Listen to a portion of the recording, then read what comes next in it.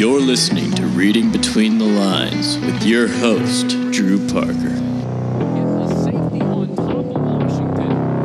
Self-destruct sequence activated.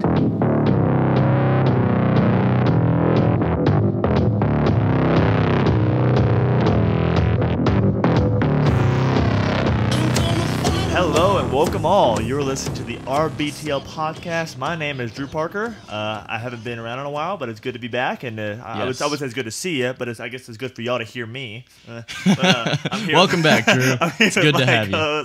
Oh, what a good start. I'm here with my co-host, John Starrett. How's it going? And our disheveled fact checker, Micah Millsap over here. New adjectives every week. Boy, I love it. Big words for me. I'm a college dropout. What can I say? Welcome in. Yeah, tell us about this podcast, what we're going to do today. We are going to discuss some bowl eligibility. Can I hear those bells ring? You can't. Oh, yeah, we for don't have sure. that sound effect, but it's fine. I did not prepare that. That's good. That was off the dome. But yes, we're going to talk about Tech basketball, talk about some NFL, then later in the podcast we'll get into football, and we even have a guest caller coming in.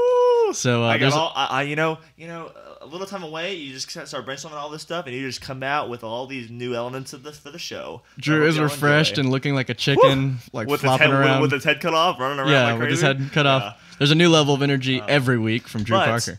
As for getting down to business, we are brought to you by Blue Apron, who actually, if you're watching this, if you're watching this podcast, they bought this fancy pop filter for me. So my voice sounds richer and it won't annoy y'all quite as much. I think it sounds so much better. Thank you, sponsors. And it's probably still going to annoy y'all the same amount, so it's fine. But we're brought to you by Blue Apron, who is a home delivery service. Farm fresh meals delivered right to your door. Pre-packaged, pre-portioned ingredients, step-by-step instructions. Can't be beat. If you have the money, you don't have the time, it's perfect for you. We're also brought to you by Select Staff, who is a local staffing agency in Lubbock. I get that this podcast goes beyond Lubbock, but it is if you want to just drive up here and get a job and drive home, that's fine with me. Yeah, those are our sponsors for sure. If you want a job, then hit them up because they actually got me the job that I'm currently at. But yeah, so without further ado, let's get into some sports. All right, let's start with college basketball. Ooh, that was a new one. I just randomly picked that one. That's kind of like it sounded like a swish on a metal chain hoop. Yeah, it sounded like a violent swish. Yikes. Throwing down the dunk. I'll swish you. Oh, okay, it's fine. So we got that was a bad comeback. We got some. All right, get started. We got some AP top 10 rankings for you. I am a college basketball junkie. I live on this stuff. It's fine. I'm gonna stop talking and go into what I actually wanted to talk about. Yeah, tell us about it.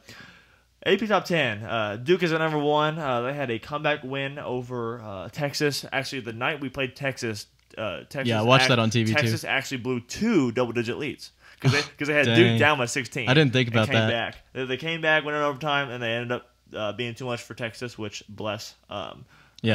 Kansas at number 2, Michigan State at number 3, Villanova at 4, and unlike college football, that is not where the cutoff is. The 5 is Notre Dame. Yeah, 6 it keeps going. Right. 6 is Florida. 7 is Kentucky. 8 is Wichita State, which I don't know a whole lot about. Shockers. 9 is A&M. That's a shocker that they're up that high, right? And 10 is Miami. As for some other notable rankings, Minnesota is 12. I don't know if you heard about them, but they played South Alabama, I think a week ago now, and they had a fight during the game between just 2 players. The bench came... Are you talking about Alabama?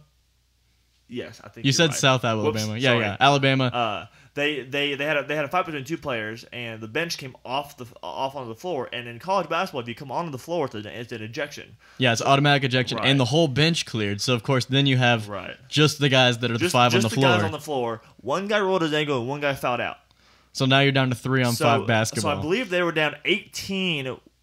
They were down 18 at the 10:41 mark in the second half.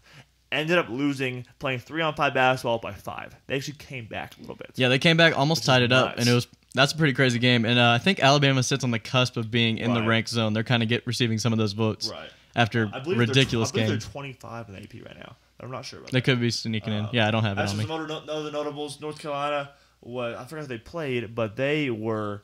Oh, they had a bad game. They had the lowest shooting percentage in school history. Gonzaga, the defending runner-ups, that sounds weird to say. The runner-ups from last year is 15. Runners-up.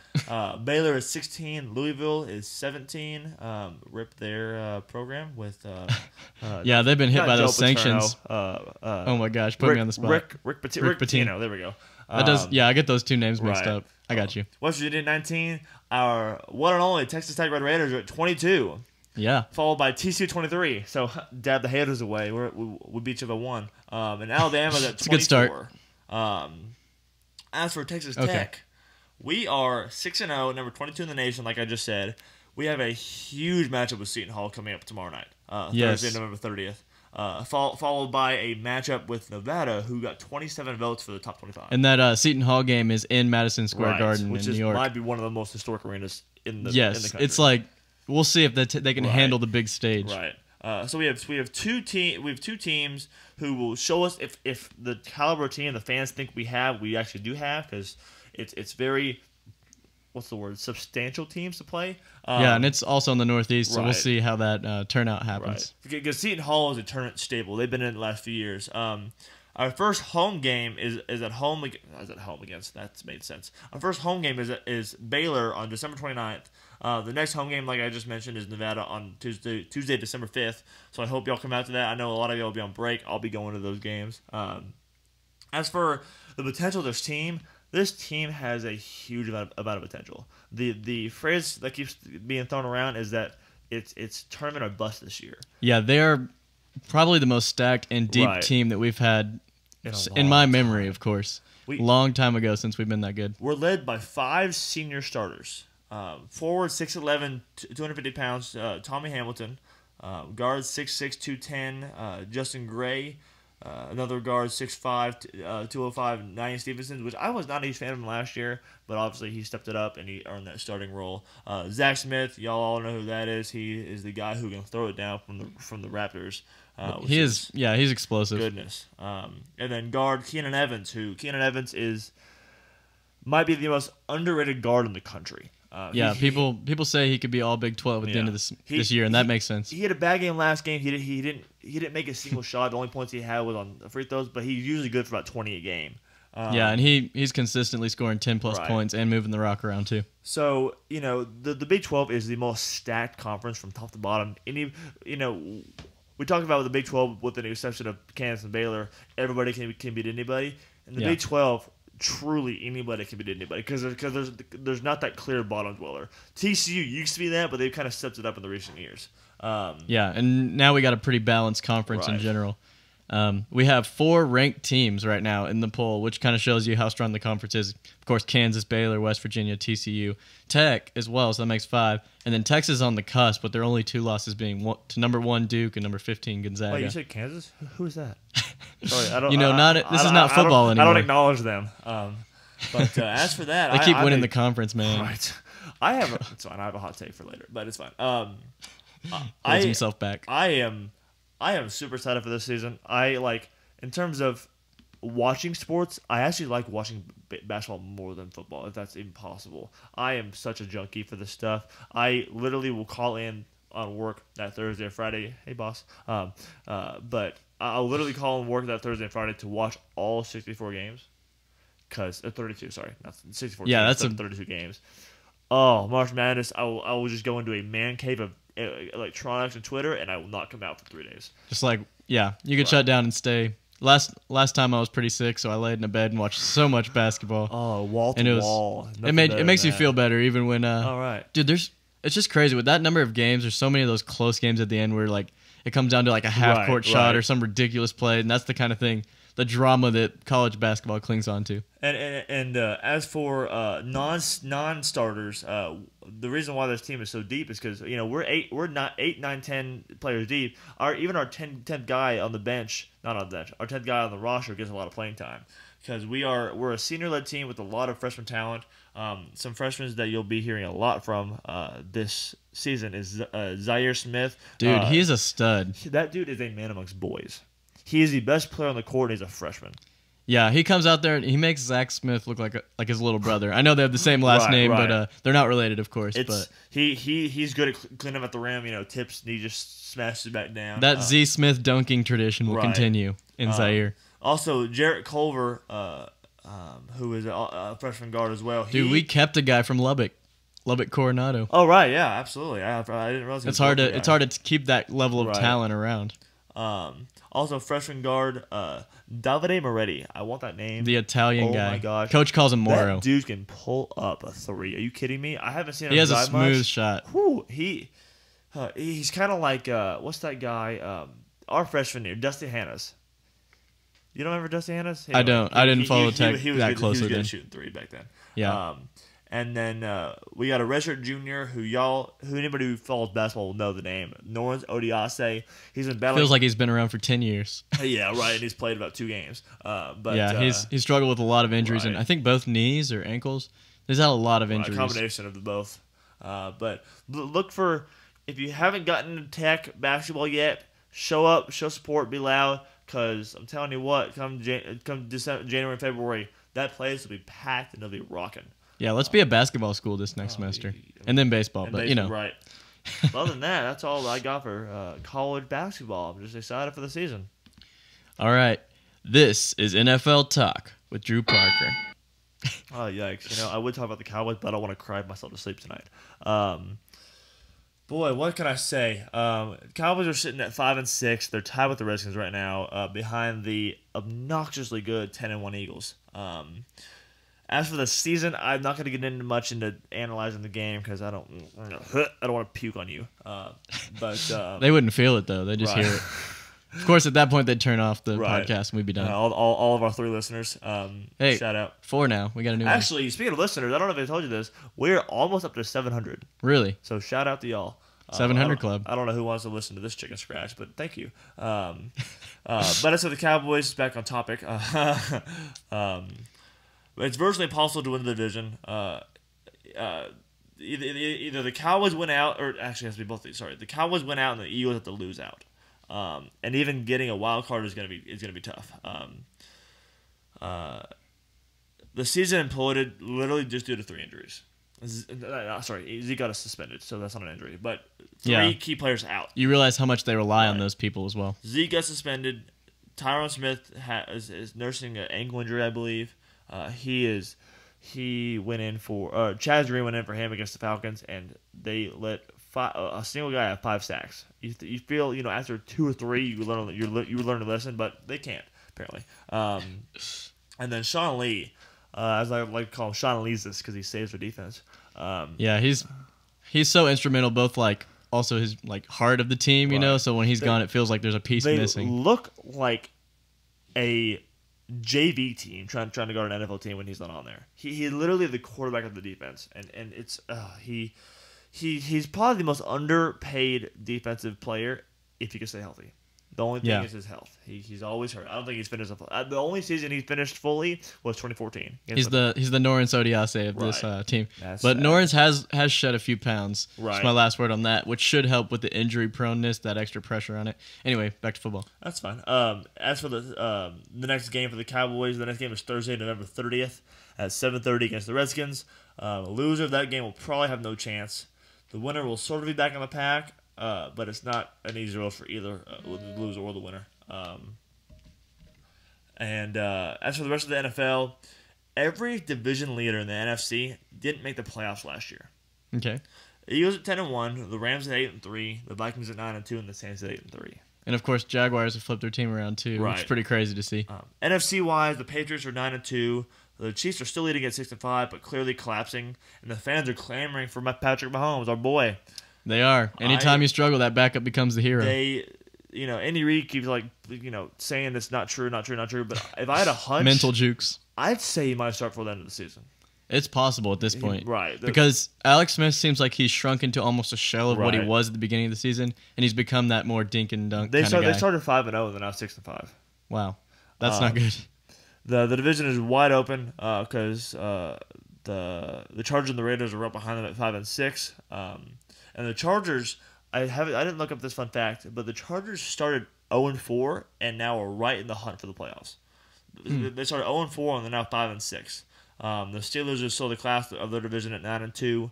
The Titans are 7-4, and their division is a close 2-team race, locked in at 7-4 with them and the Jags. If I had to bet money on either the Titans or the Jags, I'd say the Jags. Yeah, just because of their defense. Their defense has been destroying people. And Mariota is going to be Marichoka because he's going to choke the season away. Sorry, David.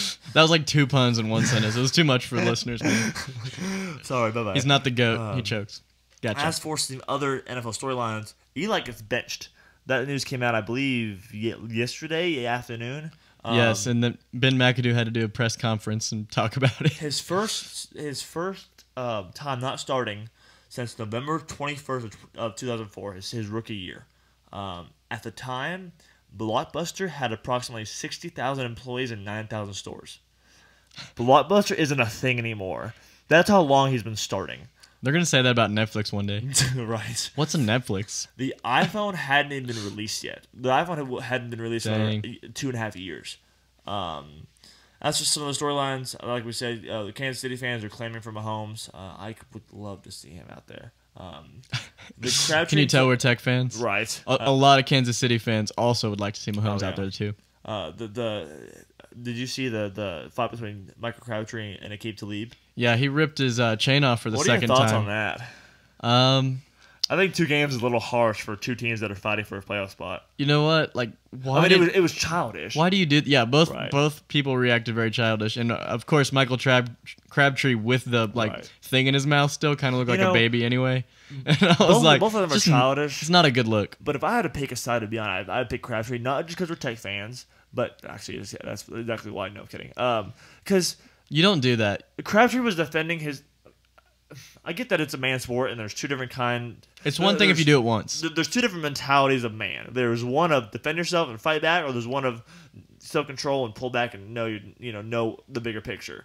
But I think that he in the moment, if he would have just driven him out of bounds and just tackled him like he did, it would have been 15 yards. It would have been over.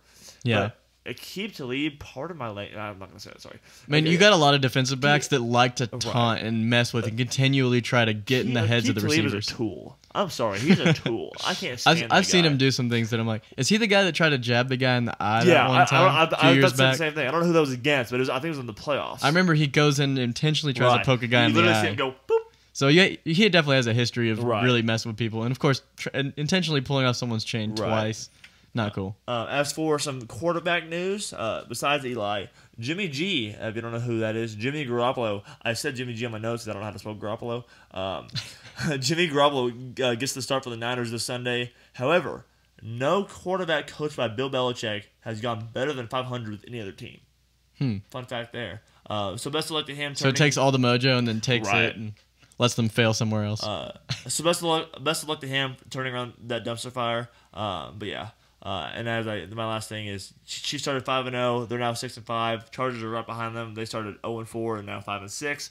That's crazy because nobody thought Kansas City would collapse like this, and nobody thought that the Chargers are going to be good. People were giving up on the Chargers even just a few weeks ago. The Chargers are always flirting with the win. Like last year, they lost 7 wins. They lost 7 wins. They lost 7 games by under a possession. I see a lot of that in the NFL. So it's just a matter of time before those start falling your way. There's much less blowout games in the NFL. Other than that, I'm ready for some college football. All right. This is NCAA Football Rankings. All right. The CFP rankings were released Tuesday, and they are as follows. 1 through 10, the descending order. Clemson, Auburn, Oklahoma, Wisconsin, Alabama, Georgia, Miami, Ohio State, Penn State, and USC. In terms of what the scenarios that I wrote down, champ week's coming up, and a lot of the ranked teams are playing each other. Obviously, in my mind, the winner of the ACC, Miami, Clemson, and the SEC, Auburn, Georgia, are in. I assume Miami might not get in with the win, but I think they will because sitting at 7 is a long way to jump in terms of 7-4. Yeah. But if you beat number 1, I think you're in. That is true. In the past, you've had people jump up a lot, like, of course, Auburn did. Right. First of all, what do you think about that top 4 rankings? Do you think it should be changed in any order, as is right now? Clemson, Auburn, Oklahoma, Wisconsin is the top 4. Yeah. My top 4 would probably be Auburn, Oklahoma, Clemson, Wisconsin. Auburn number 1? Auburn number 1. Wow. And that sounds crazy because they're a 2-loss team. Yeah, but they're playing hot. But they've beaten 2 number 1 teams in 3 weeks. Yeah. For me, I'd say 1, I'd stick with Clemson. 2, Oklahoma. I'd say 3 Wisconsin. You would and stick with Clemson, really? At number I would. 1? Huh. But I mean, that's fine. I mean, it doesn't matter to me because 1 plays 4, 2 plays 3. Right. A lot of people were clamoring like Oklahoma. Hey, there were 3, but we're so much better than Auburn. You know, I don't think that makes any sense because technically you'd play each other either way. It doesn't matter. Right. It's weird to say that Oklahoma was getting screwed because they're number 3, but in terms of their what I call SOS, in terms of like fast Twitter type strength of schedule, they have the best strength of schedule by far. I think they have. Don't quote me on this because I'm just going off the dome, but I think they have like 4 or 5 wins over AP top 15 teams. And it helps when you play Alabama, if that's Right. their case. Alabama, they're like, yeah, they have such a weak strength of the schedule. I'm like, because they don't play Alabama. That's why. Bama, No, in my opinion, will be left out. Yeah, I don't think there's a chance this late in the season to come back. Now, thanks to losing to Auburn last Saturday, they won't have the SEC championship game. They can't prove themselves. Which is huge because that last data point, because the committee will not grade you higher. What's the right word? The committee will regard you in a higher standing if they see a more recent performance. Yeah, of course we had Penn State and everything a few years Right. back winning, and it didn't make a difference. But And I mean, the fact that Alabama looked absolutely inept against Auburn says something. this late in the season. Oh yeah.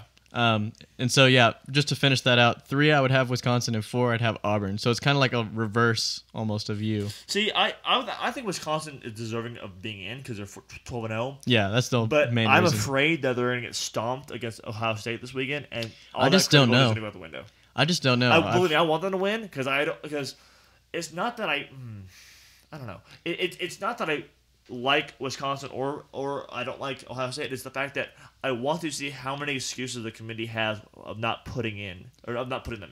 Yeah, but I mean, Ohio State will be a more fun game to watch. Right. But of course, if you Wisconsin's very straight to the straight to the point, and so there's not any crazy things happening. It's just beat you, running the ball and stuff. Right. I think what do I have here? Bama is out in my mind, assuming Wisconsin and Oklahoma win. If Wisconsin and Oklahoma win, there's no shifting around unless Miami beats Clemson and they jump up. But yeah, do you think? Yeah, if Miami beats Clemson, you say Miami's in? Because there's so many. See, I was there's so many ways. because 7's a little low for having one game make your season. But Yeah. I mean, if they play good, then Alabama. It's hard to I keep don't them out. know. I don't know if that's me. That's me. Okay. What else do we got here? There's so many possibilities in all Right. this. Is the crazy part. People are complaining about the committee, but I honestly think most of this is going to play out this weekend. The most difficult situation that I can see is if TCU and Ohio State win, because Ohio State's sitting at 8. Yeah, if TCU and- wins, and- Oklahoma's out. Yes, But who comes in? nobody. Unless, Somebody has to fill that unless a fourth hell spot. freezes over, TCU's out. Yes. I think. Yeah, I think TCU has Actually, a 0% chance. even if hell freezes over, I think teams like Penn State and USC are in above TCU. if the 4 top teams lose, I Right. still think you can make a case for other teams over TCU. Honestly, I don't even know. Oh, obviously nobody knows. We'll find out on Sunday. But I don't want to see Kenny Hill in a championship game. I don't think No, it's it's not worth it. I think that 8 is the cutoff. Anybody below 8 is not going to make it in. I think if there's any shifting, if there's any team, You can make an argument even less than that. Right. It could be in the top 6. because I don't think unless something ridiculous happens that nobody's expecting, I think it's just going to be a shuffling at the top. Just shuffle. You think around those and 4 are swap going to places. stay in for next week? I think the top 4 or 6 are going to stay in. It's just a matter of how they shuffle together. So no one outside the top 6 has a chance at this point. Logically. I can see. Who's 7 again? I can see. I think Miami, if they beat Clemson, they're in. Okay, that's the one. So my cutoff is 8 because I think as slim as it is, and as much as I counted them out 2 weeks ago, I think Ohio State's a little chance. Yeah. So I mean, the last time they snuck in, 4th place ended up winning it all. So Right. But then last year they got shellacked by Clemson. But yeah, it's if things really went to crap, I could see TCU getting in, Penn State and UC getting in, but obviously that's just a far fetch. Last college football playoff ranking, that's hard for me to say. Will be released Sunday, December 3rd at noon on ESPN. That's cool. So I have one question Okay. before I'm ready to move on or anything like that. Okay, so if you had to pick a winner out of those 4, let's say the games happen, we have Clemson, OU, Wisconsin, Auburn. If right now, if you said every higher ranked team wins, you mean? no, if it happened today and you guessed who'd win? Oh, on the championship games? All 4. Yep. Oh. Say who'd win it all. We're going there already. Okay, I got you. And you can make a case for all 4. I have it on my notes somewhere. Hold on. Let me get to it. So basically, what I'm asking is who's the best team in college football right now? Oh, you're saying who wins it all or who gets in the final? Who wins it all? If it's between Clemson, OU, Wisconsin, Auburn, you're only 4 choices. If this is the playoff, who wins? I would say... I'd say Auburn. Auburn? Because they're playing the best all-around ball. I'm going to say it's going to be between OU and Auburn. Those are the two best teams. I don't think OU's defense can hold up. I don't think Mayfield is pure competition, but he can't play defense. It's hard to tell if that is enough to put him over the top. Because if they put 50 points up, you don't think the other team's going to also put 50? Now, this is a hot take. I hate it. It's not a hot take. It's an opinion. This is a hot opinion. It's I'll show you a hot opinion. It's fine. Wow. Okay. This is Baker Mayfield after what he did last week is falling out of the first round. Is what I've heard. I'm not going to get into that right now. I haven't even looked into that. I think in terms of talent, I'll scale 1 to 10. His pure talent is about a 7. His competitiveness and his drive makes him a 9, but his pure talent is about a 7. And I don't think pure drive can. Auburn's defense has looked really good. I mean, the last time you had a guy with the mentality and the drive like that was Deshaun Watson. So he was good. Of course, there's a different defense there, but when you have a guy like that if you're down at the end of the game, you feel like there's still a really good chance of you winning. That's why I think that it's probably either OU or Auburn. Right. But you can make a case for all 4, and that's why we're having this conversation in the first place. There's no right answer. I'll tell you what. If Miami gets in and they play OU, I would love to see Baker Mayfield against that turnover chain. I would love it. Them just running around. Dude, he'd probably bring his own chain, knowing Baker Mayfield. Guess he doesn't. He'd touchdown chain. I guess he doesn't have to have a chain to get turnovers. Texas Tech, ayo. Dude, they've been good. Oh, yeah. They've been getting a lot. But as for some scores from Week 13, I keep getting away from my mic. My bad. TCU over Baylor, 45-22. Are these the last week ones? Yes. Here, let me see if I can give you an intro. Oh, that's fine. This is college football. Awesome games last weekend. All right, jump in. I'm going to address the elephant in the room. That was bad. TCU over Baylor, 45-22. I butchered that twice. Baylor started the game with a 9-0 lead. That's depressing on 2 ends because they got blown out. And they taking care of Baylor. Yikes. They finished 1-11, only win coming over Kansas. Texas Tech over Texas, 27-23. Oh, that one felt so good. Oh, my gosh. I was jumping around in the living room like most Tex fans. Oklahoma over West Virginia, 59-31. That's kind of my point. Is that if you let up 31 to West Virginia, I don't think you can stop Auburn. Because Will Grier is a above mediocre quarterback. He's not great. He's above mediocre. I think he had a hand injury recently, so he might have not even played that game. Even better. Baker's probably gonna win the Heisman. What are your thoughts on his reaction?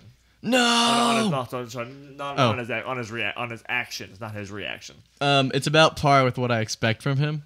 You know, it's funny. There was I posted something on Facebook that was like they walked out with his jersey, and I was like, "What is this, a funeral?" Yeah, I heard that too. It's just so many people were like, "He didn't die," but I mean, guess who didn't shake hands? Baker Mayfield. Woo! Shake and bake. Oklahoma State over Kansas, 58-17. Talk about your thoughts on obviously since then he has declined the offer, but Gundy to Tennessee. Boy, he had to mull that over. Mull it over. It makes me mad. That was the one thing you wanted to do well in this podcast is that one and pun. I butchered it. He needs a barber, not a butcher. Just kidding. For the haircut. Okay, John. I see you with that one-up game. Dude, I had to shoot you back one with puns. All right. So what do I think about, what was it, $40-something million over 6 or 7 years? Oh, I didn't hear that number. Holy cow, that's a lot. They were offering him like $7 million a year, I believe. Iowa State's just re-signed their coach. That's like above Nick Saban or around Nick Saban money to move. I think he's peaked at Oklahoma State, to be honest with you. I think he's peaked. How do you turn that money down? What does he get paid at Oklahoma State? Maybe $3 million a year? I have no idea. And they're going to move him up to over $7 million? Like, dude, that's like over doubling your paycheck. Right. That's really hard to turn down. But it is in Tennessee. With SEC with that offense, he might roll over people. Yes, if he brought that offense into the SEC, Right. and got the that whole mega star quarterback and wide receiver thing going, man, that would be crazy. As for some other scores of last week, Kansas State over Iowa State, 2019. Kansas State. Dude, what a game! Walk-off touchdown. It was literally last second touchdown. They came back. Wow, they called it like a Big Ten style game because it was so low. The probability chart scoring. was nuts. It went up to 98 for Iowa State, and then just tanked. Really? Yeah. Dude, that's the kind of game that gets you jumping up and down, even if you're not a fan of those teams. That's a close game. What else we got? I almost said Ohio State. Ole Miss over Mississippi State. 31 yes, they took down number 14. Mississippi State goes from almost beating Alabama to losing to Ole Miss. Yeah, which I think Ole Miss is kind of one of those teams that, like Tech kind of had Texas starred. And they're like, whenever we get to this game, and that's kind of what they had with Mississippi State. The Egg Bowl, I think is what they call it. I don't know what that name came from, but it's called the Egg Bowl. Okay, yeah, and Mississippi State came back, but they at the very end because it was a much bigger of a blowout until then. And part of the CFP chaos was started by Pitt over Miami. That was Friday? I think it was Friday. It was before the Tech game. I do remember that. 24-14. Pitt has done this before. Pitt last year beat Clemson. Oh, yeah. In Clemson. And then back in 2009, they beat number 2 West Virginia also. Who if they would have just beat Pitt, would have gone to the Big 6 Championship. So now you're talking. So Pitt has this history of upset right now. Wow, that is pretty crazy. I didn't think about that. Now, there might be... I'm surprised this didn't make the news more. Because their coach... You are 10-0, 3 in the nation, and you take out your quarterback who got you to that point. They were down 10. They were down 10 with like 4 or 5 minutes to go in the fourth quarter. They took out their starting quarterback to send a message to him. You literally it's a tough time to do that. You have your national title hopes on the line. Granted, like I said, maybe he saw something we didn't. But it's like, okay, the backup went in, got sacked twice and 1 completion, 3 and out, give the ball back. Ended up being a 3-point game? 7-point game. So you never know if he would have had that extra series, that game might have been different. Sorry, which team were you talking about? Miami.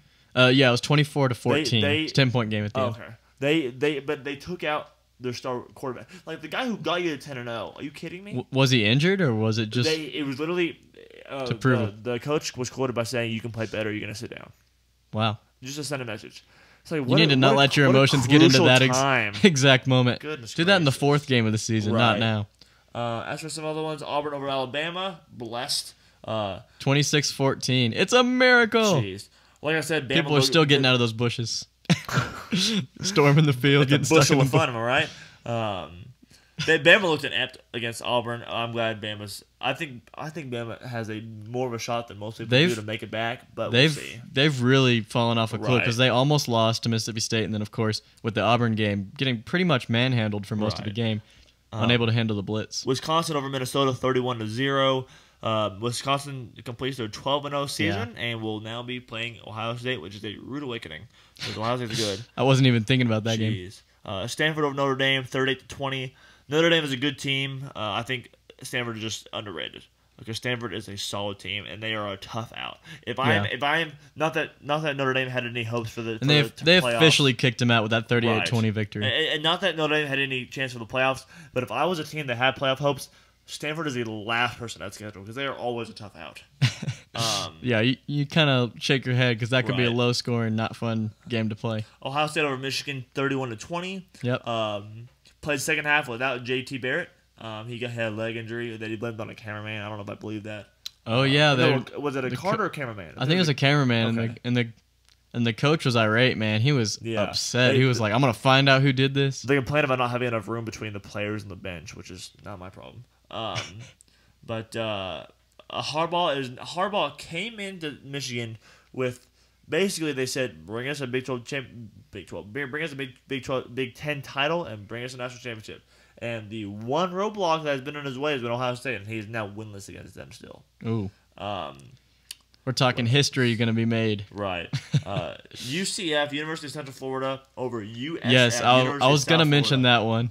Crazy. 49-42. Holy It was cow. the one that, it was like a Friday afternoon before the Tech game. and I was watching that with some family. I fell asleep because I was tired. I ate a lot that day. I fell asleep to have energy for the Tay game. I woke up. I fell asleep about halftime. I woke up while they were returning that. Was it a punt or a kickoff? Do you remember? I know there was a lot kick. of scores Right. there. I don't know But which one you're talking about. I woke up as they were returning it back, and the crowd noise from the TV woke me up. And USF, I think that was their second loss of the season. Yeah. But of course, you have Central Florida staying undefeated. UFC is UFC, not UFC. Wow, UCF dyslexia is the most recent argument to go to 8 teams in the playoffs, which I think will happen eventually.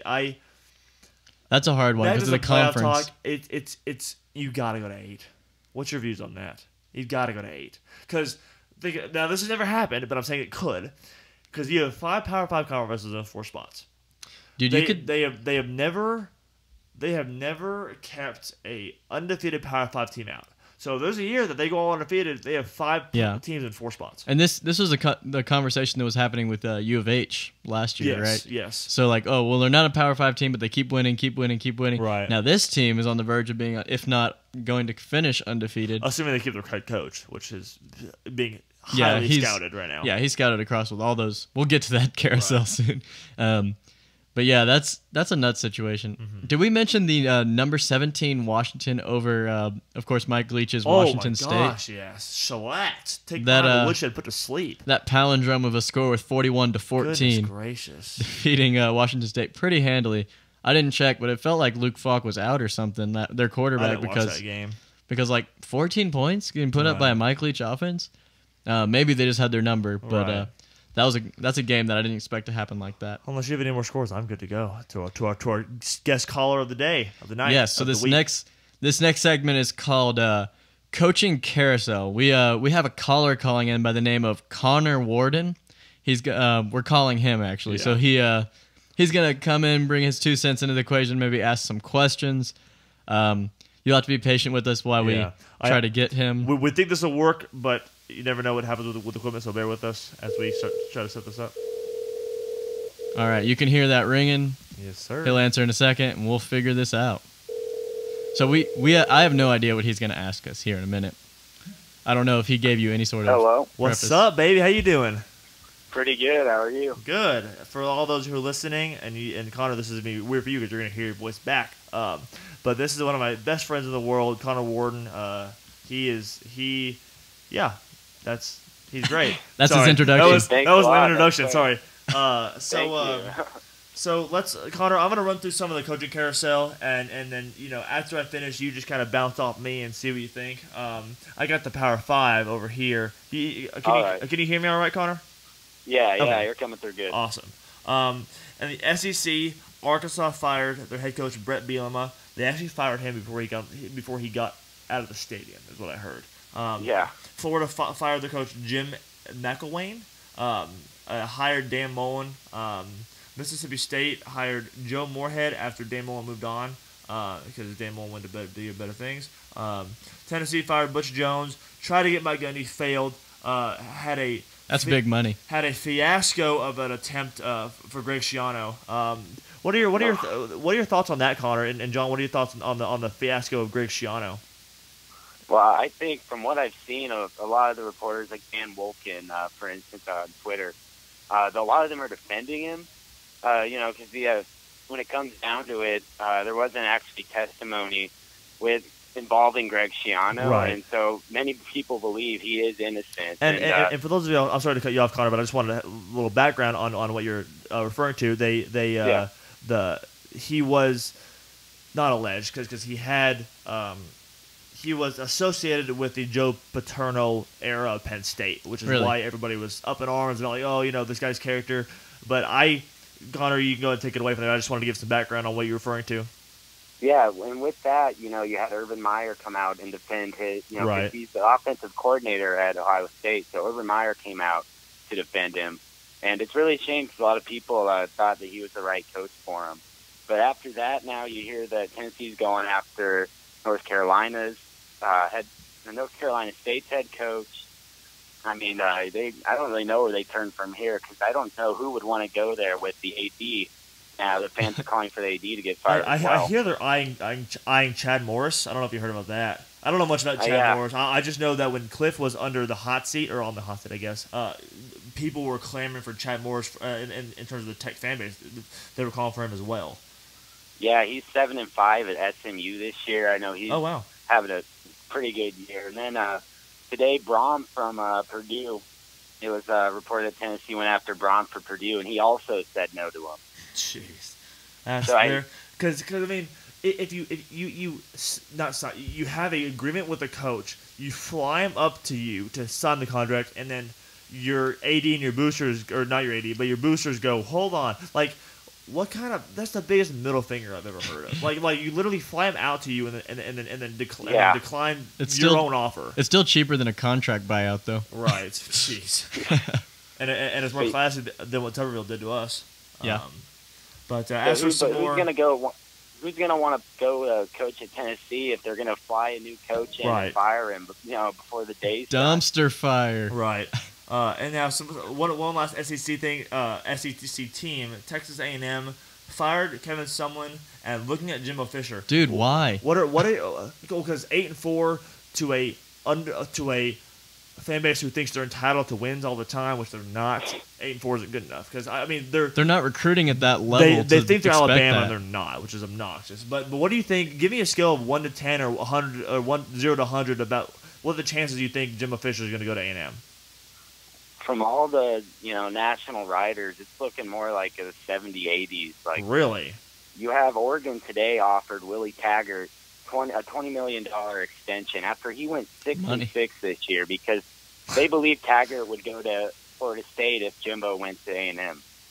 Goodness like gracious. So you have Oregon up there with the preemptive strike, so to speak. They got to get their offer out, try to keep Taggart, but. Right. There's talks weeks ago that Taggart's itching to get back down south. Dang. As for the Big 12, every team has retained their coach so far. Me and John will get into to how what the temperature of the fan base in terms of Cliff situation is. I need to ask Connor a question too. Okay, go ahead. Connor, what do you think about Tech keeping Cliff Kingsbury in this situation? Well, I wanted to ask you guys the same thing from afar. Nice. We need to hear yours first, and then we'll adjust ours. Yeah, from afar, I caught about 3 or 4 of Tech's games this year. Okay. And which ones? Were they the horrible ones? I caught beginning of the season, so I had about 2 or 3 wins, and early on that I was, I thought Texas Tech was rolling to maybe 7, 8 wins. I didn't look at the rest of the schedule, and it certainly didn't come out that way. But with that Texas win, that game was, that's enough for because I'm one if. Mike Riley would have gone out there and blown out, Iowa as a Nebraska fan. That's something that, he's still probably fired in my book, but, I'll give him a pat on the back on the way out. Like thank you. But that kind of win for Kingsbury, I can see how that's enough to keep him for another year. I would have him too.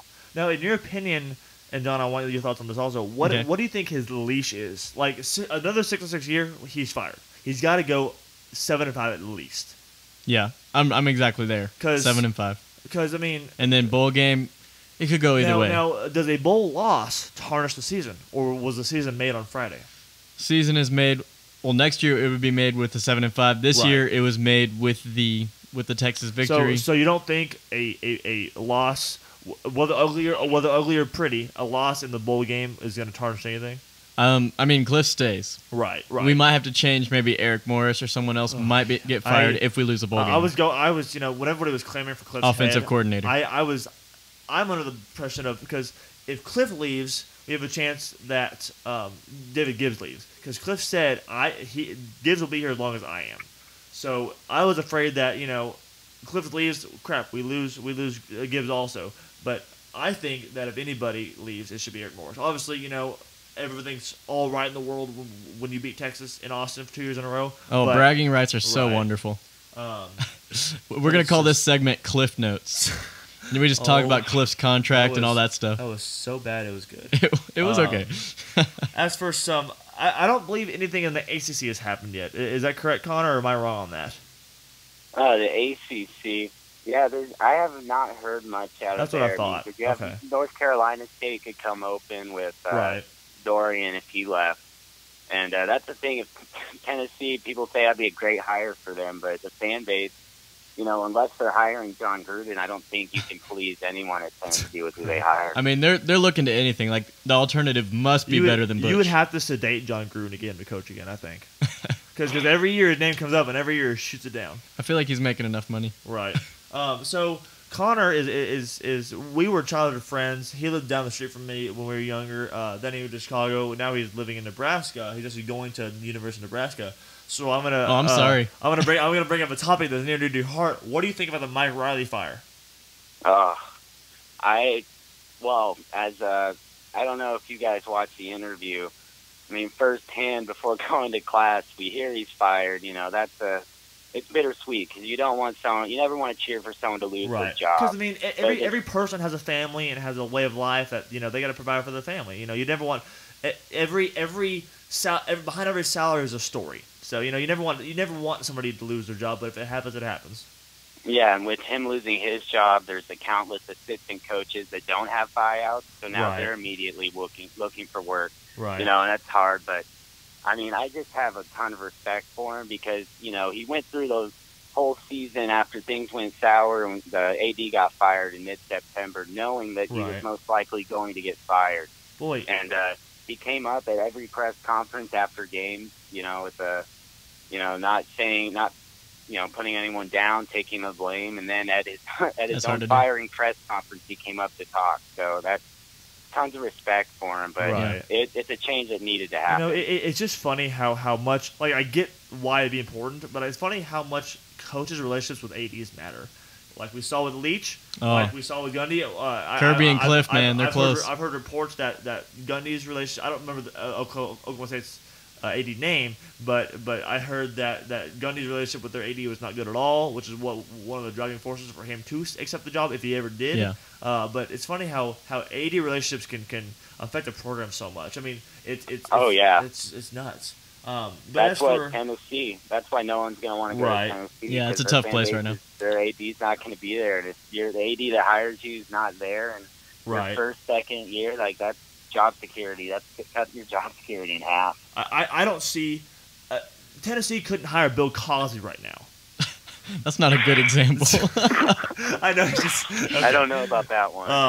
As for our last Power 5 conference, the Pac-12, Arizona State fires Todd Graham effective after the bowl game. That's shocking. Is it just because they didn't have? I mean, they're eyeing Todd. Goodness gracious, Herman Edwards. I don't know where Tom came in the mix. Tom Herman. Well, yeah, as of an hour ago, he is. It looks like he will be their head coach. What? No way. Breaking news. I thought you were never going to get him out of the booth. That's nuts.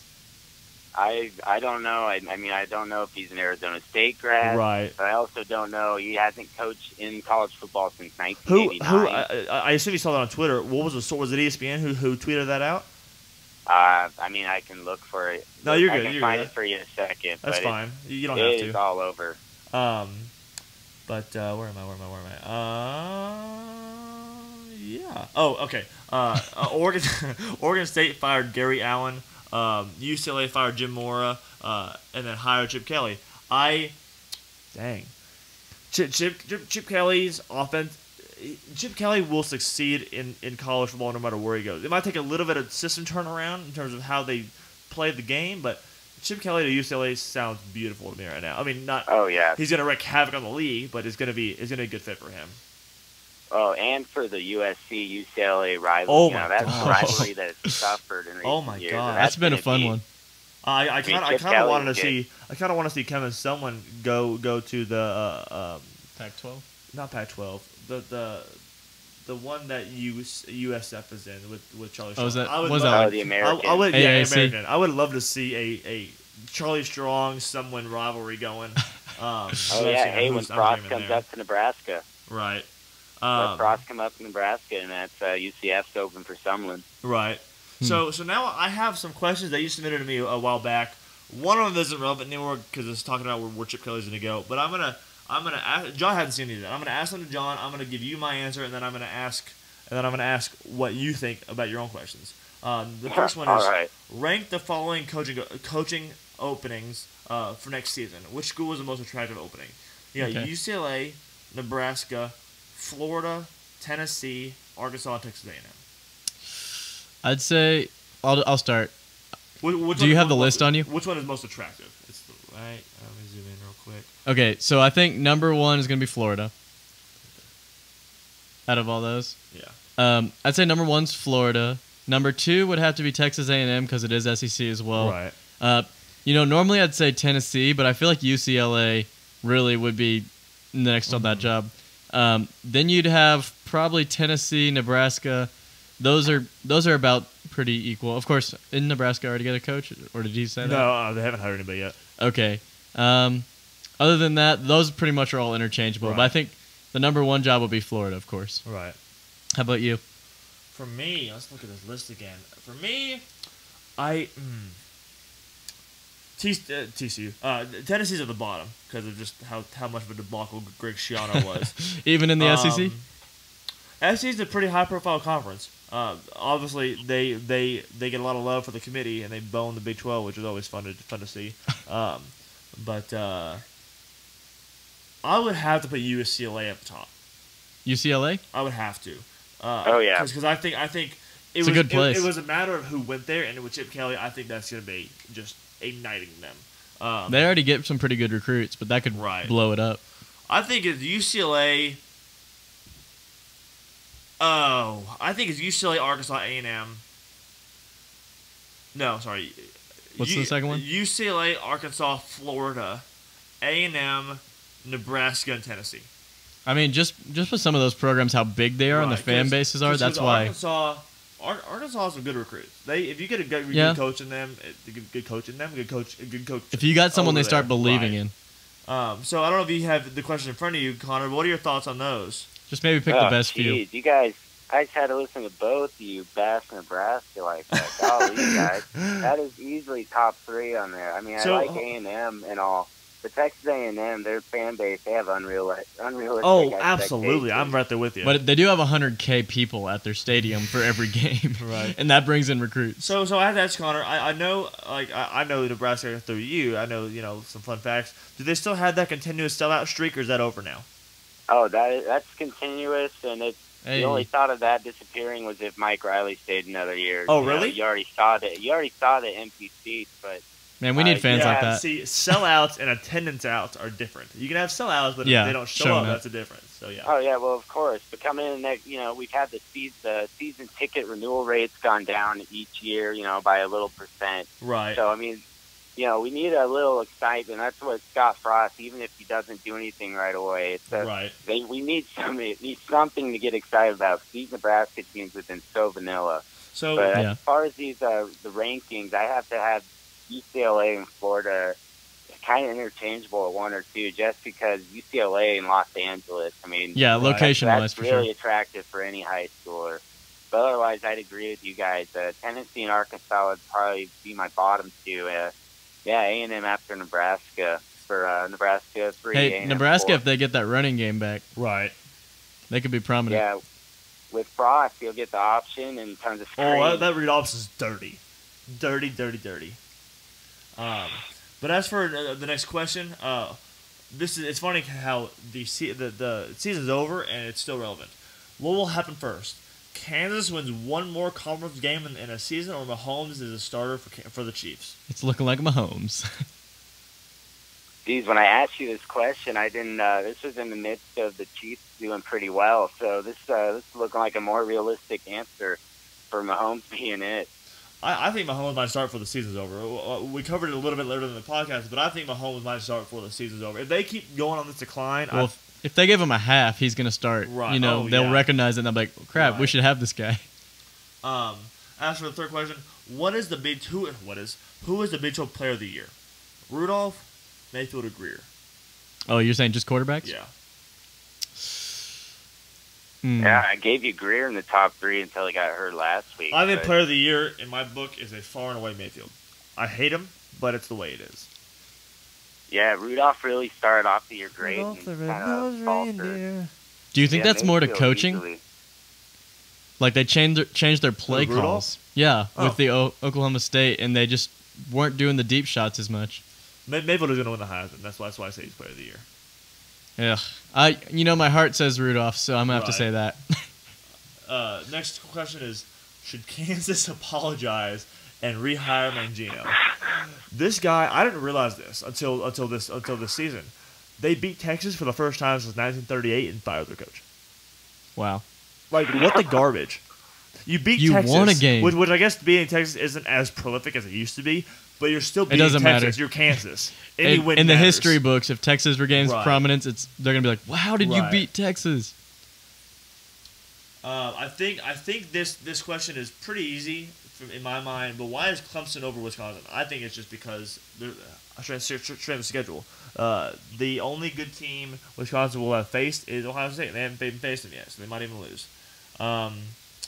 And what are your thoughts on that, Connor? Why do you agree with that? I call it SOS, strength of schedule. Yeah, I mean the reasoning I've heard is they didn't have Clemson was without Kelly Bryant when they lost to Syracuse. Yeah, that's the only reason. But the whole committee's explanation for anything at this point doesn't hold water with me. I haven't liked their playoff rankings since the second week. Right.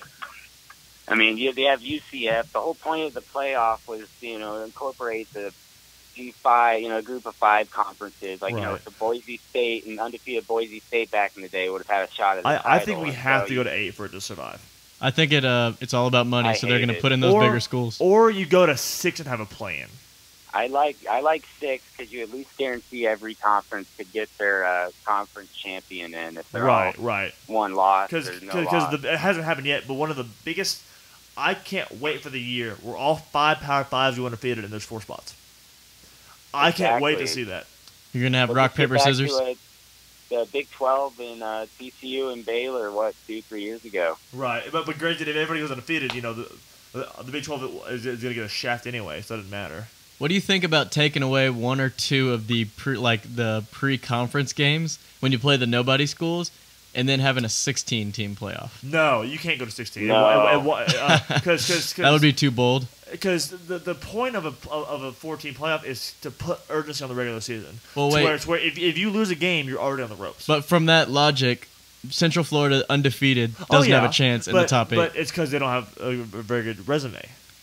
But how do you prove it But they're if no one undefeated. defeats them? Right, I get that. So that's why I say if If you're one 16, they have a top chance. scoring I think 8 allows the power allows the non-power 5s to get in. I don't think if you go to 16, it's gonna make not meaningless, but it's gonna make the Big 12 the regular season a lot less meaningful. Yeah, I mean, Because 16, you can still have 2, maybe 3 wins and get in. and what's wrong with more Or, football? I'm sorry, 2, maybe 3 losses. I'm sorry. Yeah, maybe I wouldn't say 3. Are there any teams in the top 16 that? Have If 3? your 3 losses are good losses to highly ranked teams, you could be there. Yeah, but I mean they'd probably lose again. So Right. anyway, that's just a random question to spark some interest.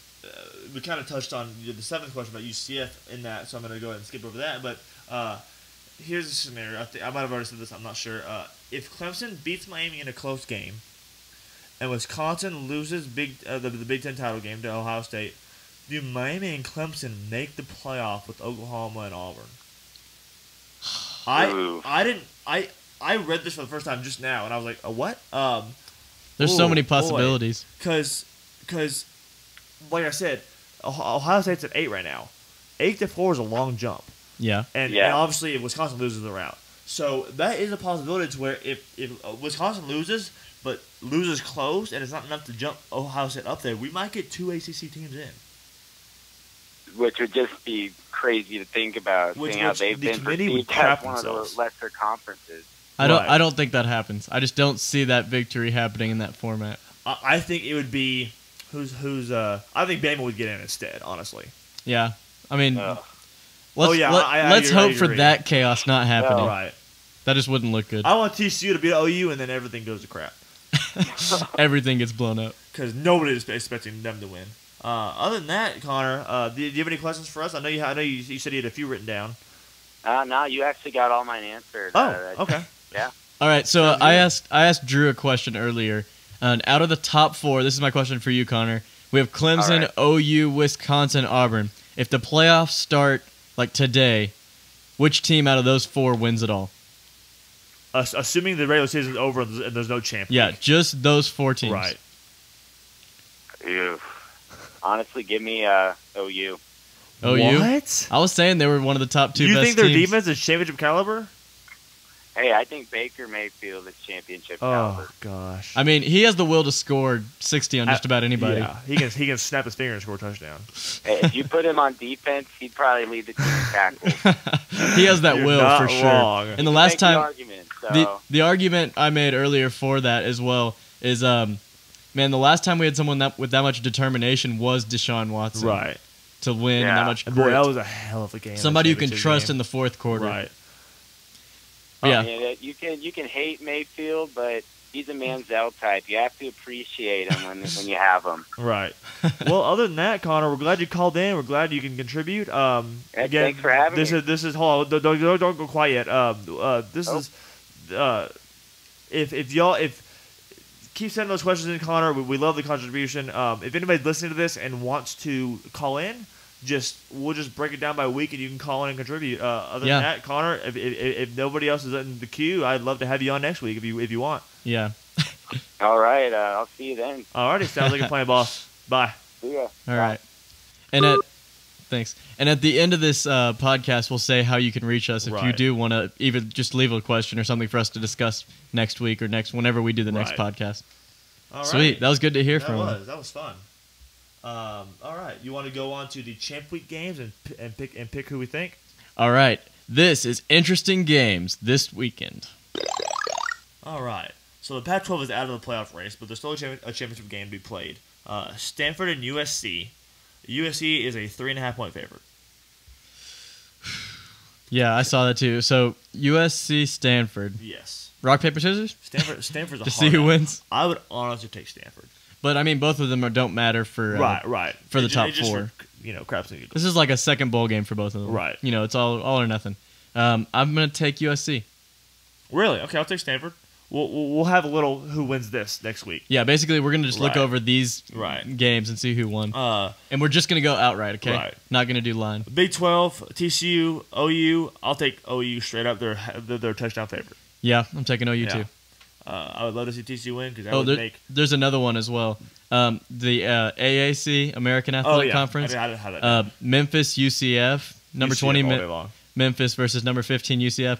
I'm calling there's no line on it, but I'm calling, I believe, the upset, Memphis winning. Why wasn't there? I saw that earlier. Why wasn't there a line on the game? Is it because it's even or just not open yet? You know, it's not a Power 5 game, Maybe, so maybe right. they don't have as many odds for it. I have Memphis, you have UCF for that. Dang it, dyslexia. As for the SEC, we got Georgia and Auburn. This will be a fun who- one. The winner of this game will be in the playoffs, I believe. And with that being said, I have Auburn in my Final Four, so I'm going to take Auburn. Auburn is a 2.5 point favorite. Yeah, I can't go against Auburn. It's only a 2.5 point line. Yeah. I mean, 2.5 Granted, difference. the two upsets over Alabama and Georgia have been at Auburn, so this is a neutral side. Yeah, that is true. They might play different. They might not have that crowd. So I'm going to take Auburn as well. Alrighty. ACC, Miami and Clemson. I think the winner of this goes as well. Yeah, The Clemson is a 9.5 point favorite, that's a tough one. which is quite a spread against Miami. I mean, they're number one in Yeah. the country. I get that, but that's still quite a spread. Who you take? Give me that turnover chain. I'm taking Miami. Taking Miami? I'm going to take Clemson. I feel like we just need to split this to get the most interesting results. Okay, yeah, I'm taking Clemson over Miami. For the Big Ten, we got one of the game that weighs possibly the heaviest on this whole top four ranking. Yeah, up there Ohio with the State ACC. and Wisconsin. Wisconsin's The Big 13-0. Ohio State lost to LSU. No, not LSU. That was somebody else. They lost to Iowa, and who did they lose to? Oklahoma. That's right. Way early. That was way early. Yeah, They the got planting the flag. shellacked by Iowa. Shellacked by And Iowa. Oklahoma beat them pretty easily, too. Right.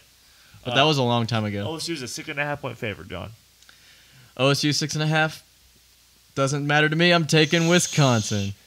Dang it! I wanted to take them too. I'll take. Dude, pick. It's you okay. know what?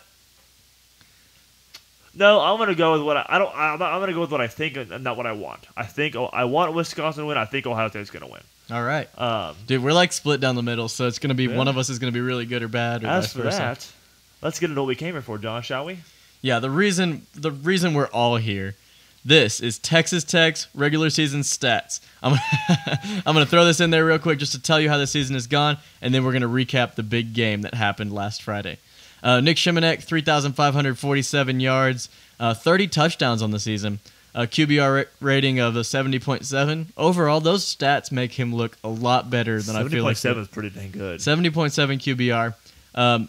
Justin Stockton, although his career might have been ended from the concussions, we don't know if he's going to still play in the bowl game or anything like that, if he's going to trying to go to the next level. But he did finish the season with 694 yards on 111 carries with 4 touchdowns. So a pretty darn good season statistically for him, even though he's not the most downhill runner. Kiki Cutie, man. He is amazing. 1,242 yards, more than Jakeem Grant and he's currently up for the Blendenkoff Award. Yes, and I think up there with James Washington should be one of the ones that gets it. We don't know how that's going to go. Of course, he has 9 touchdowns on the season from this ranking, but I think he does have a rushing 1 or 2 as well. Yeah. So Kiki over 1,200 total receiving yards. Tech finished the regular season 10th in passing yards with 326. I'm just going to round these numbers off. Okay. 95th in rushing with 141. Points for is 34.3, 30th place, which is pretty good, even though we've really declined from last year. And then points against is 31.8, which we finished 96th in the top, under the 100 mark. I mean, Tech has been spoiled with their top 3 offenses. But anybody in the country, not anybody in the country, because obviously just about anybody. 90% of the country would love our offense. I don't care how much we complain about them, but 90% of the country would love our offense. Or at least the production from it. Right. All right. Okay, so the suspense is here. I have something for you. Down over the middle, it's intercepted. Picked off. That is Justice Parker. All right, so that's just a short snapshot of what happened in this moment. It was 3rd and 2, I believe. I think Texas was 6, wasn't it? It was short. It was 2. Oh, it was like okay. really short. I thought it was mid-range. They just had to get the ball to a first down, and it looked like Texas was going to seal the game. And then Justice League himself, Justice Parker, comes in. Cousin. Sweet. That's a not lie. Drew Parker's cousin, but I mean, you could claim that. You. Yeah, that was creepy at the same time. You could claim that. Justice Parker takes this completely momentum-changing, game-saving, game-changing play in the Texas game. So, just give me your little recap for the Texas game. If Justice Parker would not have picked that off, they would have had a first down with 2 minutes to go, and we would have lost the game. It was so good. I'm so glad Cliff is staying. Every Tech fan that was watching did something ridiculous in their house, whether it was silently jumping up and down not to wake everybody. What? Drew Parker took his pants off. That's officially on the record. This is what happened. It's fine. And he lassoed them around the room. But it's the bar for Texas Tech has got to be higher than beating a inept offense at Texas. But in terms of a starving fan base that needed to have some kind of kickstart, winning cures all. Right. So that's essentially it. Depending on your perspective in this game, Tech came back and dominated the second half of the game. Oh my gosh! Or UT completely fell apart. Either way, Tech defeats UT in Austin with a score of 27-23. And it marks the first time ever in program history that Tech won consecutive games in Austin. Yes, sir. Of course, with 2015 Mahomes and 2017 with the combination of Shimanek and McLean Carter. Man, what a strange game. I got some individual stats. You want me to go into tell those? me all about it. Shimanek went 4 for 8 and 96 yards with 2 touchdowns. He completed 4 passes and had 2 touchdowns. That's not bad. That's ridiculous. Reminds me of the Kansas game when he came in and threw 4 last year. Carter, as we all know, started, and I thought that kid was balling out early, and then he started struggling. He went 16 for 37, 237, 2 touchdowns and 2 interceptions and a rushing touchdown. Okay, are we spoiled, or does he have a weak arm? Because he looked like having trouble throwing the ball 45 yards. Long, yes. But in terms of those far hash out routes, he was throwing that ball with some conviction. Definitely to start. It was just good. It was just better defense, honestly. He started I feel like it was like 11 for 15 or something. So he started really hot and kind of had trouble. As for Stockton, he went 7 for 45 yards. 22 was long. Kiki Kuti. He had to leave the game with a concussion, by the way, in that game. Kuti went 9 for 168 and 52 was long. 52 was that one that he dropped over. 168. That's ridiculous. I was telling my dad this Texas defense is one of the best we've ever seen here. I was telling my dad that to win this game he needs 200 yards, and I wasn't far off. Yeah, one catch away. Right. Vasher went 5 for 127 and a Five- touchdown. Wait, 5 catches 5 catches for for 127. 127. Ridiculous. That's a lot of yards per catch. And he had that horns down touchdown with 11:29 left in the fourth quarter. Yeah, What do you think about that, John? That horns down. He's a legend for that. I say worth it. That's all I can say. In hindsight, It's so garbage to have to And- flag. in hindsight, it's like, yeah, they'll feel like it's fine, but in the moment, I was like, crap, we can't Oh my afford it. I was telling my dad, like, you know what? I would do the same thing. Screw them. Win or lose, you did the horns down in their Right. stadium. It was pretty epic. Cameron Batson, who has gone under the shadows of Vasher and Cutie this season, kind of had his shining moment. 1 catch, 16 yards, and the touchdown. The game winner with 1:47 left in the game. The only thing that people see is the result. And you know what? That was even a broken coverage. He fell. The defender fell down. Yeah, I don't know if it would have affected the Dude, catch, but he fell down. And that guy, number 4, I forgot his name, but he was flying around the field. Yeah. He was getting his hand on everything. Oh, yeah. And so when they threw that up, I was like, oh, crap, he's going to bat it away. And then, oh, yes, we have to talk about this. The targeting, no targeting Oh my gosh! Are you kidding me? against Shimanek. The guy dives in. Textbook targeting. It couldn't have been worse. Right. And they replayed it, and they're like, yeah, we got to look at this. Cliff calls a timeout.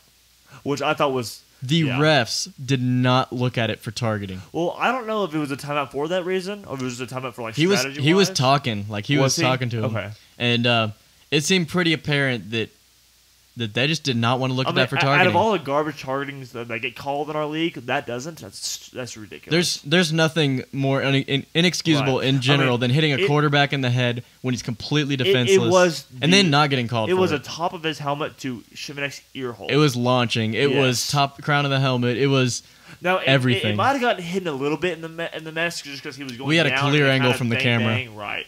but maybe the umpires didn't see it. The Right. refs didn't see it. As for the overall game stats, third down efficiency, Tech went 5 for 18, Texas went 7 for 22, which not great by any means for any team, but I'll take them. Fourth down, Yeah, that's 28% and 31% Right. respectively. fourth down, Tech went 1 for 1, and Texas went 2 for 2. So I So guess always go for it on fourth down, ridiculous. apparently. total yards, Tech just edges out Texas, 395 to 388. 7 more yards. Goodness. Rushing yards, Tech. Stockton had a good enough game. Stockton had a game to where he was just good enough to where it was making the linebackers honest. But in terms of rushing yards, Tech had 62, Texas had 116. Penalties, Tech went 8 for 51, Texas went 5 for 37. Time of possession, Texas just edged us out. Tech had 28-44 to Texas's 31-16. Yeah, that's pretty even across the board. Right. And as for some Tech defense, Hey, boy, they saved our fat from the fire, didn't they? first half they didn't, Goodness. but second half something clicked, Right. and we only gave up 3 second half points 3 second half well, I in have it here. Austin. 3 second half points for 4 turnovers, 2 picks, a fumble, and a muff punt. 4 punts and 3 3 and outs. You fix that turnover differential, and you get 4 turnovers in the So- second half. We big had time. 13 turnovers all last season. We increased that number this season by 14. We literally doubled our turnover ratio. Doubled and change. It's ridiculous. Nice. But as for some individual stats on defense, Allen was a camera hog all over the field. Everywhere. 13 total tackles, 7 of those were solo, 1 sack and 1 tackle for loss. Is he a sophomore or junior He- officially? Oh, I thought he was a senior. No, I don't think he's a senior. Okay, then I don't know. I could totally be wrong on that, but if he's not, there's a good chance we lose him anyway. I swear he went out with his mom for senior day. I'd have to look I into that. swear he did. Well, I feel like he's going to be in the NFL either Right. way after this year. Brooks went 9 total. He's definitely I coming just back, blanked on though, his first name. Brooks What's his is. first Jordan name? Brooks. Jordan Brooks. I just blanked on that. 9 total tackles, 3 solo, 3 QB hurries. Jay Sean Johnson 7 total tackles, 5 solo, 1 for loss. Cliff broke his halftime curse. Cliff had a record of 1 and 27 when trailing at halftime. Was down 20-10 on Friday. Obviously, as we said, defense only allowed 3 points in the second half. 4 turnovers, 2 picks, a fumble, and a muff punt. 4 punts and 3 and outs. And you know when people hold up 4 fingers when it gets to the fourth quarter?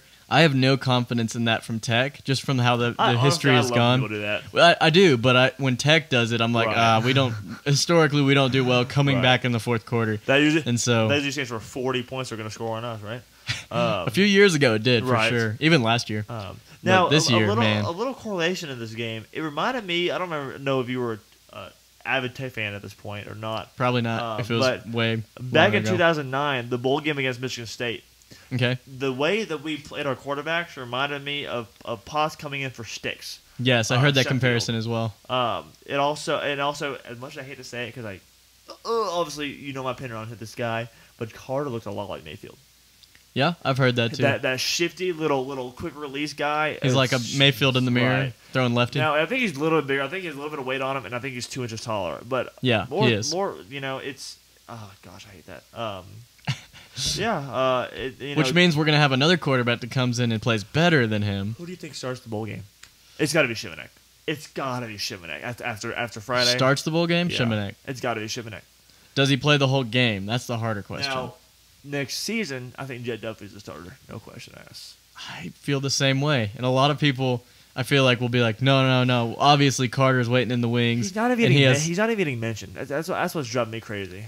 Yeah, people are like, don't worry about Duffy, Right. and dude, he has double T in his name with Jet, like in his first Bless. name, dude. Like, we have so much potential to use this guy, and I really hope he stays clean off the field and on the field, because I think this year was a punishment year for Jet Duffy. Huh? You know how he got suspended from the program, Title IX stuff, comes Right. back, and Cliff was ready to have him as a starter before that happened. Right. He was like getting Oh, him yeah. ready to I'll become tell the you, starter. That dude's gonna flip a switch on when he starts And playing. the way Jet Duffy handles himself on the sideline, it's like he's the quarterback about to Right. go in. He's one of those guys that's there in the mix, always getting excited, always pumping up people, being a motivator. And I see a lot Right. of those leadership qualities in him. And so I think it's hard to say now, because if he would have put Jet Duffy into that game as the starter, I don't know what would Right. happen. But I think Cliff took this as you're going to learn from your mistakes. I'm not just going to put you in the next year Right. mentality. But that's just me, that I think that, yes, I would agree with you. I hope that all the potential he has starts to come out and we start to see that. But for the bowl game, Shimanek starts, He's got to start. and I'm going to say he plays all the way through, especially if Tech has a huge lead. That even if he just Right. doesn't score any points in the Just that second final half. Senior battle. Yeah, and I'm fine with that. Right. Of course, you do want to get next year people ready, so Right. if it is a blowout, if we blow out some team, or hopefully not, vice versa, someone else comes in. So I have a few discussion questions for you, John. First Okay. one, why was Texas trying to pass when they could have ran the ball, maybe gotten the 2 yards? Granted, our defense was on fire, but they ran the ball on 3rd and 2 when they could have kicked the field goal and went up by 7. Why do you think they baked? Like, Yeah. why? They If you get a first down, the game's over. Okay, so here's just a little confession. I loved after the game to These go. are my confessions. Da-da-da-da. Sorry, Usher. We didn't need that, but that was my intro to my confession. I like to Google or YouTube videos of Texas fans reacting after the Yes, game. yes. It was one of my. I spent like a good 2 hours watching all these different, depressed Texas fans talking about how terrible their team is, how their Right. coach made a mistake, how their quarterback did terrible, all this stuff. And we don't think of it from that perspective, being Tech fans. But man, they're like, Texas did the worst blowing of a lead, ruined everything, and that's what I felt like their mentality in the whole game was. Now, Right. now with that in mind, ask me that question again. Why was Texas trying to pass on 3rd and 2 with 2 minutes to go? Because as we said at the beginning of the season, Texas is inconsistent at best, Yeah. and that's what you get.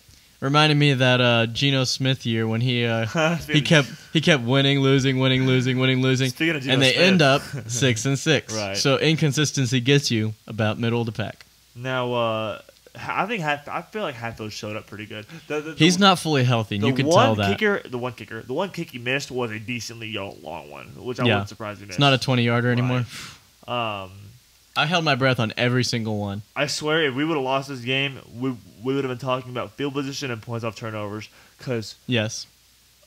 I was getting so mad about how we like that muff punt. I think we got 3 out of that, or did we get nothing out of that? I think we got sacked and we were out of field goal range. I think so. Our points off turnovers were laughable, and that's what I thought was going to do us in. If our defense doesn't score, our offense generally Right. struggles. Here's what I think. From the Texas perspective, They got inside the 5 or something on 8 plays, 9 plays, a ton of plays. Yeah, you have that stat? No, I have that comment from their blog post. Oh, yes. Do we have any more questions, or are we ready to get into that? Let me make sure. Oh, where am I? I lost myself. Because no, yes, I feel like I'm good. I feel like the Texas well, fan I mean, reaction. I have just generic stuff like Cliff's. We already discussed Cliff's leads for next year. Yeah, I have some of that later too. They were talking about Sonny Cumbie. I think Sonny Cumbie is the B version of Cliff. Most people do, from everything now, I've heard. Cliff, if you're listening to this, which I hope you are, I love you to death. I hope you are. Your first task for this offseason is to re-sign Rusty Witt, our strength and conditioning coach. Get him and David Gibbs back. Oh my gosh, Rusty Witt. That might be more for Kirby Hocutt. Get Rusty Witt Right. back. Get David Gibbs back. Make sure that Cliff holds on to them as best he can. Fire Eric Morse. Just kidding. Maybe. There will be people saying that. There's always the fire Cliff train. Something I heard that was really that meant a lot to me was the loudest people aren't necessarily the majority, and I feel like the loudest people right now are saying fire Cliff. And you see, and that doesn't mean everyone feels that way. I just want, and nobody's listening to this, I want y'all to keep this in mind. I don't, next season, don't expect a switch to flip, okay? Do you know what, since 1960, do you know what the average win-loss or win total for Tech per season is? I'd say 7? 6.3. If you take the Mike Leach era out, guess what it is? 5.8? Yes, exactly. Dang, did I nail it? Yeah. So, we're wanting 7-5, 8-4, 9-3, but we're not that team yet. Granted, I think if Cliff goes 6-6 again, he's fired. But you can't. You have to do above the average in this day and age. You can't expect a switch to flip with the offense next season, just assuming we get a new, just because of a quarterback change. We don't start expecting 10-2, 9-3. Have 7-5 in your mind, and if we go above that, great. I think Cliff has to go 7-5. Yeah. Or a 6-6 with really close losses to highly ranked teams. Yeah, and I think you could make a case that he'll just play out the rest of his contract. Right. Kirby, I mean, the athletic director relationship is really important, and Kirby Hocutt obviously is really close with Cliff and wants him to succeed, as we do as well. So we hope that we turn the corner a little bit, at least next season. Man, the turnovers in the Texas game was the difference. Oh, yeah. Oh, for sure. They had a stat that when Tech is +2 in turnovers, they're not 5-0. Wow. Yeah. I feel like every time we've won the turnover battle, like bar Iowa State, we've won the game. And that seems pretty accurate. So, now, I get that. Do you think the overall state of this program is trending upwards? Or is it trending upwards with a competent offense? Can you ask me this next season? Because right now it's almost like we've hit a valley, and our new expectation is 7 wins. Hopes are 7 wins. I feel like after Kansas State was our rock bottom. That was a hard one. Yes. And where we're sitting right now is the first of that trend upward. It's the first little rise of that trend upwards. Yeah, the trajectory is starting to become a positive slope. Right. If you want to say it that way. As for that, I'm ready to laugh at some Longhorn comments. All right. Let's do that. What me and John mean by this, we went on to a site called Burnt Orange Nation, who is basically, I used to write for Viva the Matadors, and it's basically the Texas version of that. It's just a blog site. And boy, they had some funny comments. The first one that I saw was, "Is it too late to go after Chip Kelly?" That made me laugh. Dude, there's so many overreactions. Right. You think Tech fans overreact? Texas fans are straight up flipping out. They were over 500 comments on this one article, and they were just losing their mind. They were calling for their quarterback to be cut. They were calling for Tom Herman's job. It was nuts. You know, Ellinger kind of reminds me of a kid. Like, he just does everything. Right. There was one drive where he scored every single point, or he had every single yard of that drive. He threw for 50-something, and then he finished the yard with a catch for a touchdown. He had every single yard on that drive. And he's just like a kid that's having fun, and you can't expect him to be fully refined yet. Here's another comment, and I'm quoting this right from the site. Texas needs a clean house, in all caps. This football team is a national embarrassment. Yes. And in response to that, right underneath, someone just simply put, "We cleaned house last year." Texas is back to cleaning house. There's another one that's in response to a comment of saying we're going bowling. The guy said, you know what? They at least got that right. The other guy said, and we'll probably drop the ball on we'll probably. This is savage. These people. In response to "but we're going bowling," he said, "and we'll probably drop the ball on our big, fat, entitled toes." Is fire.tom.herman is fire.tom.herman.com up and running yet? Oh, they were just roasting people. Man, that's the big, fat, entitled toes. How can you fire a guy when he hasn't got a chance to bring in a single recruiting class? Drew is pounding his knee if you hear that. Oh, because nothing describes the Texas fan base more than entitlement. Yes, and it's sad that they recognize that. Here's another one. Abysmal football. Sugarcoat this turd and it's still a turd. We are just having too much fun here. Here's another one. This is just for all the people who felt this way about Tech this year. This is a little long one, but it's pretty funny. Never in my 65 plus years I have wanted to turn off a UT game with a 10-point lead because I was sick to my stomach watching a defeat being snatched from the jaws of victory right before my eyes. Man, if you would have said this out of the Kansas State game, this would have literally been everything the same. He goes, it was defeat by 1,000 cuts. We lost to a Texas Tech team that had only beaten Kansas and Baylor in Big 12. Are we really Kansas and Baylor? I don't see. Yes, you are the same as Baylor. I don't see no. and hope. But sorry, I'm trying to read the comment. There's no hope in sight. I don't see hope. I don't see a turnaround anytime soon. That's just depressing. I'm past being infuriated. Texas has the worst offense I've seen in a while. I'm a veteran of I'm a veteran of watching UTEP shitball. Dude, that's hilarious because they're bringing in that. It's what it is. The Charlie Strong offense is in full effect now, and that's why they're struggling so much. Another one. Drops it started out so much. With Texas lost to Texas Tech, a team whose only other conference wins are Baylor and Kansas, obviously. Yeah. Texas is the same level as Baylor and Kansas. This team is not even one water boy better than any of those Charlie Strong teams. Not one water boy, which I actually know one of the water boys. The ridiculous thing is that we have to put up with at least 2 more years of this frightful mess under Herman Munster. Herman Munster. Is it like a German reference or something? I don't know. Here's another one. Herman Munster. Chief Herman's specialty. A room temperature football turd smothered in rancid incompetent sauce. That one's for Thanksgiving right there. These people needed to get some frustration out. And this is chill. You got a bowl game. And this is the last one. This is the funniest one I think. It's quoting the article. Texas ran 8 plays inside the Texas Tech 3-yard line in the first half and lost 1 yard overall, which goal line stands were beautiful. And he goes, Texas could have run 28 plays inside the Tech 3-yard line and maybe come away with 3 points. There's so many good ones. I'm just letting Drew go on this. Okay. One last one, and then I'm done with this roasting of Texas. I'm never done with roasting them anyway. I blame last night's loss on our shitty entitled fan base. Only difference between Charlie's 6-6 and Herman's 6-6 is new locker rooms. Slay. We apologize for the language, but that is what they say. But I am quoting the comments, and I didn't want to paraphrase because I like saying those words. But anyway, I'm done now. Ladies and gentlemen, Drew Parker. I've had too many giggles for my health tonight. I don't know how to follow that up. All right, I'll do this. Let's go. It is time for rapid fire questions. And this is not the end of this segment. We're going to bring this segment back with basketball when we get into that in next week. Yes, whenever we get into the next podcast. Okay, so here's what I wanted to say. I have a few questions, and they're just completely subjective.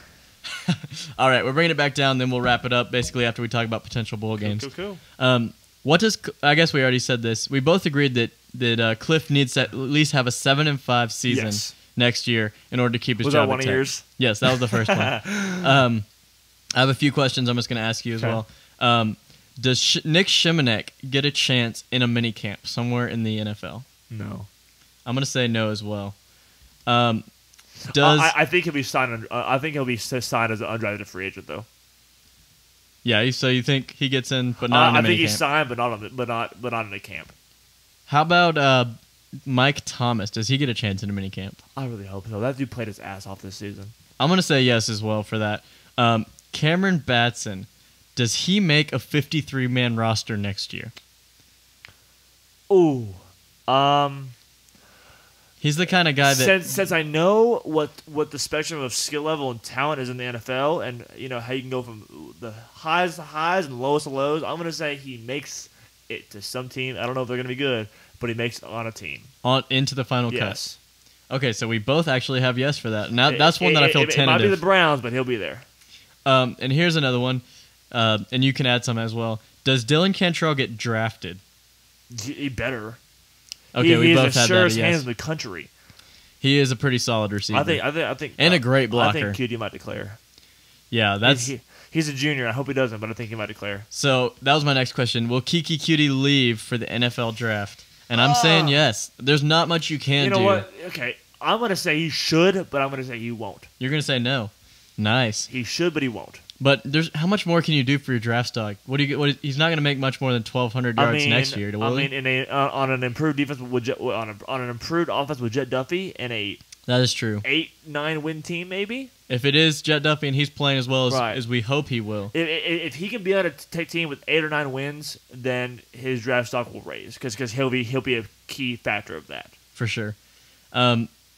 David Gibbs, will he stay as Tech's offensive coordinator or will he leave Wrong for some name. sort of? Eric Morse. No. I'm talking David Gibbs. He's the Well, defensive. He said yes, offensive. he's the defensive. Oh, they said offensive. Sorry, I meant to say defensive. Okay. Will David Gibbs, the defensive coordinator, stay instead of leaving for a bigger job? Yes. I say, I think Cliff is going That's- to offer him after this year. Cliff will offer him however much money he needs to stay. what do we need to do to make you stay? That Yeah. kind of thing. Yeah, you can throw that one in there. Eric Morse, is he fired? No, but he's on a tight leash. He's on a tighter leash than Cliff. That's pretty tight already. You say no. I'm gonna say yes. Okay. And it's just kind of he's a fall man is all it is, and it's nothing personal. It's just like someone needed to go for that. And last Right. year with the offensive line, we traded offensive line coach from Lee Hayes to the guy we have now, and with it, I just see him being the fall man for Right. it. And so, as much as I like the guy personally, I don't Yeah. even know him personally, but it's I whatever don't know to me. him that guy personally, but just his personality and how Right. he talks and stuff. All right. Bless you. Excuse me. That's all the questions. Do you have anything you want to throw in there? I am. We'll be back with a podcast next week. Since we only have one, since all we're gonna have to cover is the. No, will they even be out? When did the bowl comes out? Yeah, Has we'll it been a talk week? about potential bowl games in just a second. By the way, Will they have been announced by the time next week? you know I haven't looked that up, and I'm Okay. thinking it's going to be sometime soon Okay. because they're generally before the playoffs. Well, if anything, You think no. that's it? Okay, I we'll don't see know. soon. Whenever it does, we'll probably Right. come back with a podcast. And next week we're going to be covering more basketball because after this week we'll have a better image of what our team looks like after Yeah. these two big games. We'll see because So- this is a very defining moment playing Right. Seton Hall, of course, in But basketball. other than that, I'm excited for the bowl game. I will be there no matter what. Okay, That's so why, not no there's matter what. there's a few options for the bowl game I want to just talk into Okay. before we kind of wrap this thing up. My guess, first and foremost, is the Cactus Bowl in Phoenix. It would be a Ooh. cool 9 p.m. Central, so it's a real late game.